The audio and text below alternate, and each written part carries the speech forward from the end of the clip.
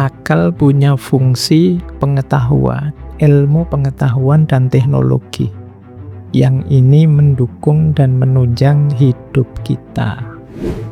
Kalau ini sudah jelas. Di kampus-kampus, di sekolah-sekolah itu ya olah akal. Saya tidak bilang akal itu satu-satunya atau puncaknya, tapi akal itu sangat utama. Kalau kata Ar-Razi bahkan paling utama dalam hidupnya manusia. Pak, kan ada hati, Pak. Ayo, hati mungkin untuk aspek orientasi hidup dan tujuan. Tapi detail menjalani hidup, mau tidak mau kita harus menggunakan akal.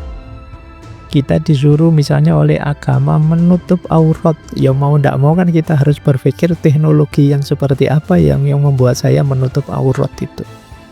Kita diminta misalnya mencari air bersih untuk wudhu, itu kan kita tetap harus berpikir air bersih itu yang seperti apa, cirinya bagaimana dan lain sebagainya.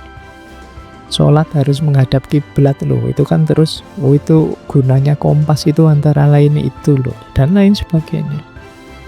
Oke, zakat itu 2,5%. Itu kan kalau kita tidak bisa matematika mikir pakai akal, ya puyeng juga mikir 2,5%. Belum warisnya, belum apalagi zakat mal, belum, itu kan hampir di setiap aspek peribadatan kita perlu kemampuan berpikir yang cukup. Kalau tidak bisa ngitung nanti puyeng loh. Tawaf 7 kali, nanti misalnya habis 1, 2, 3, setelah 3 berapa ya? Ya boleh nih, nggak nyampe 7 nanti atau lebih dari 7, itu kan hitung-hitungan juga. Oke, baik. Jadi ini nanti jadi basic filsafatnya Ar-Razi. Beliau seorang rasionalis sejati. Bahkan nanti kalau benar gagasan-gagasan beliau yang kontroversial itu sampai di titik bahwa akal bisa mewakili apa yang disampaikan Nabi, apa yang dalam Al-Quran. Asal akal kita sehat saja, kebenaran dan kebaikan pasti bisa kita temukan. Tidak harus dibantu Al-Quran, dibantu Nabi. Itu Ar-Razi. Belum, teman-teman boleh setuju, boleh tidak ya. Maka kata Ar-Razi, penting kita menjaga akal. Jalannya seperti apa menjaga akal itu? Yang pertama, tidak boleh meremehkan atau merendahkannya. Jadi, yo kita hormati, kita muliakan. Wong itu anugerahnya Allah. Kemudian yang kedua, tidak boleh mensubordinasinya. Akal yang paling sering dijelaskan oleh Ar-Razi, misalnya akal dikalahkan oleh nafsunya. Akal dikalahkan oleh kepentingannya. Atau urusan-urusan yang lain. Jadi akal itu harus yang mengendalikan, bukan yang dikendalikan. Kenapa? Karena akal ini dahsyat. Kalau dia yang dikendalikan, apalagi pengendalinya negatif, dia akan jadi kekuatan negatif yang dahsyat. Orang jahat itu kalau pinter kan lebih bahaya. Dengan kepinterannya, kejahatannya bisa sangat canggih berkali-kali lipat daripada orang jahat tapi tidak pinter.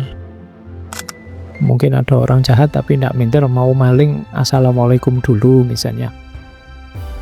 Ya kurang pinter, permisi dulu misalnya. Itu contoh sederhananya. Tapi kalau dia pinter, wow, maling tidak ada yang tahu, korupsi bertahun-tahun se-Indonesia tidak ada yang tahu. Itu biasanya pinter orangnya. Jadi akal bisa jadi kekuatan sangat dahsyat. Maka dia jangan diperintah, jangan disubordinat, jangan ditaruh di bawah. Dia yang harus jernih menata dari atas. Itu pandangannya Ar-Razi. Kata beliau, manusia harus berkonsultasi dengan akal dalam segala hal, menghormatinya dan senantiasa bersandar kepadanya, mengelola urusan-urusan sebagaimana diperintahkannya, serta menghentikannya manakala akal memerintahkan demikian. Ya, ini mungkin belum sampai pada bab bahwa akal juga ada batasnya. Kemudian sejago apapun pemikiran seseorang, ya tetap dia ada batas dan limitnya. Bisa keliru, bisa meleset, dan lain sebagainya. Jadi ini masih, kalau bahasa filsafat itu universalianya, secara umumnya begini. Ya untungnya kita sudah banyak ngaji termasuk tentang batas nalar seperti apa saja. Tapi ini kembali ke era awal ketika banyak orang yang masih tidak percaya dengan pendekatan-pendekatan rasional. Oke, kita lanjutkan. Yang ketiga ini tadi ya, hati-hati. Jangan sampai akal kita dikuasai oleh nafsu. Nafsu itu akan jadi cacatnya akal.